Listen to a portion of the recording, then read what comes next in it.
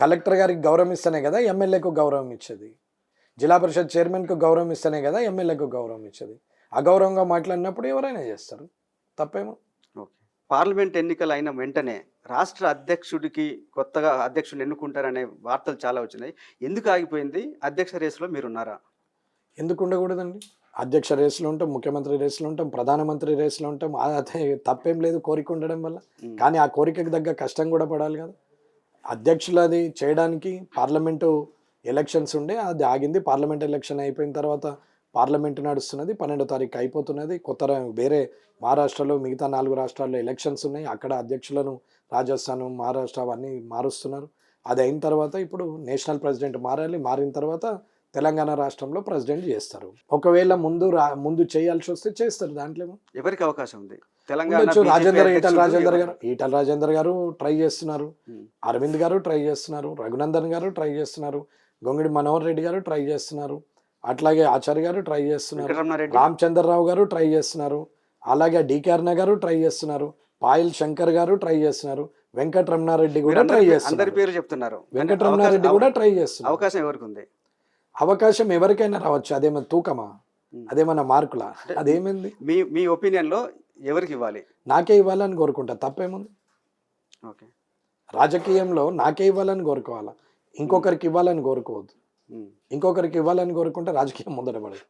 వెంకటరమణ గారు, ప్రభుత్వం చాలా మంది సీనియర్ అధికారులని, రిటైర్ అధికారులని వాళ్ళ సేవలు వినియోగించుకోవడానికి వాళ్ళ పదవీ కాలం ఎక్స్టెండ్ చేస్తుంది. దీని పట్ల మీకు ఏంటి అభ్యంతరం? ఇప్పుడు మీరు అడిగింది కరెక్టే. ఉద్యోగాలు రావాలి కదా, జాబ్ క్యాలెండర్ రిలీజ్ చేశారు, ఉద్యోగాలు రావాలి, పర్వాలేదు, ఉద్యోగాలు ఇవ్వాలి. కానీ చేస్తున్న పని ఏంది వీళ్ళు? ఇప్పుడు ఆదిత్యనాథ్ దాస్ గారిని, ఆంధ్ర క్యాడరు రిటైర్డ్ అయినటువంటి వ్యక్తిని తీసుకొచ్చి సీఎంఓ అడ్వైజర్గా ఉంచుకున్నారు. శ్రీనివాసరాజు గారు ఆంధ్ర క్యాడరు రిటైర్మెంట్ అయిన వ్యక్తిని తీసుకొచ్చి సీఎంఓ అడ్వైజర్గా ఉంచారు. ఒకప్పుడు ప్రెస్ ముందట ఎవరైతే ఎక్స్టెన్షన్ మీద రిటైర్ అయినటువంటి ఉద్యోగులు ఉన్నారో వాళ్ళందరినీ తీసేస్తా, అవసరం లేదు అని మాట్లాడినటువంటి ముఖ్యమంత్రి గారు రేవంత్ రెడ్డి గారు. ఇవాళ ఆయన పేషిలోనే సీఎంఓలనే ఆదిత్యనాథ్ దాస్ గారిని, శ్రీనివాసరాజు గారిని, ఇద్దరు రిటైర్డ్ అయినటువంటి ఎంప్లాయీస్ని స్టేట్ లెవెల్లో అంటే చీఫ్ సెక్రటరీ క్యాడర్ ఉన్న వాళ్ళని తీసుకొచ్చి ఇవాళ అడ్వైజర్లుగా పెట్టుకున్నారు. అలాగే R&Bలో గణపతి రెడ్డి గారు ఉన్నారు. 10-12 ఏళ్ళు అయింది రిటైర్ అయిపోయి. టీఆర్ఎస్ ప్రభుత్వం కొనసాగించింది, ఇప్పుడు కాంగ్రెస్ ప్రభుత్వం కొనసాగిస్తుంది ఈఎన్సీగా. ఇకపోతే ఇంకో దాంట్లో ఇరిగేషన్ దాంట్లో మురళీధర్రావు గారు ఉన్నారు. ఆయనకో 10 ఏళ్ళు అయిపోయిందో ఇంకా ఎక్కువనే అయిపోయిందో. కిషన్ రావు గారు ఉన్నారు, శిల్పారామం, మొన్నటిదాకా యాదాద్రి టెంపుల్కు కూడా ఉండే. ఆయన ఇంచుమించు నాకు తెలిసి ఒక 15 ఏళ్ళు అవుతుండొచ్చు. అన్న రిటైర్మెంట్ వయసు ఎంత? 61 మన దగ్గర. ఇప్పుడు 10-12 ఏళ్ళు అయిందంటే వీళ్ళ వయసు ఎంత? 70, 71, 72 దాకా ఉండొచ్చు. మరి 70 ఏళ్ళ వరకు కూడా పని చేయగలిగే కెపాసిటీ ఉన్నప్పుడు ఉన్నందరికీ 70 ఏళ్ళు పెట్టండి. మరి రిటైర్మెంట్ వయసు 61 కేసీఆర్ తెచ్చింది 57 నుంచి. 57 కాదు 50కే బీపీలు షుగర్లు వేసుకొని 1 గంటకు మీటింగ్ ఉన్నదని అంటే 2 గంటల లోపల తినలేకపోతే ఇబ్బంది అయ్యే పరిస్థితుల్లో ఉద్యోగస్తులు ఉన్నారు. అంటే వ్యవస్థనే అట్లుంది, నాతో సహా. ఆ టైంకు తినకపోతే ఏదో ఒక ప్రాబ్లం అవుతుంది. కాబట్టి 57 ఏళ్ళకి రిటైర్ అయిపోదాము, హాయిగా ఉందామనుకున్న ఉద్యోగస్తులను వదిలేసి 61కి కేసీఆర్ గారు చేశారు. దీంట్లో మళ్ళీ ఎక్స్టెన్షన్ చేస్తూ పోయినరు. అంటే ఇవాళ సుమారు 70, 72, 75, 80 ఏళ్ళు ఉన్న కిషన్ రావు గారు అసంటోళ్ళు కూడా ఇంకా ఉద్యోగం చేస్తున్నారు. గతంలో బీఆర్ఎస్ గవర్నమెంట్లో జరిగినప్పుడు ఇదే రేవంత్ రెడ్డి దీన్ని తీవ్రంగా వ్యతిరేకించారు. అదే రేవంత్ రెడ్డి ఇప్పుడు కంటిన్యూ చేస్తున్నారు. నేను చెప్పింది ముఖ్యమైన ఒక 7-8 పేర్లే. ఇట్లా మాట్లాడితే 50 పేర్లు ఉన్నాయి. ఇప్పుడు కలెక్టర్ పేషీలలో ఇవాళ పోతే ఆఫీసర్లు ఎవరున్నారు? ఓఎస్డీలను ప్రైవేట్ వాళ్ళని పెడుతున్నారు.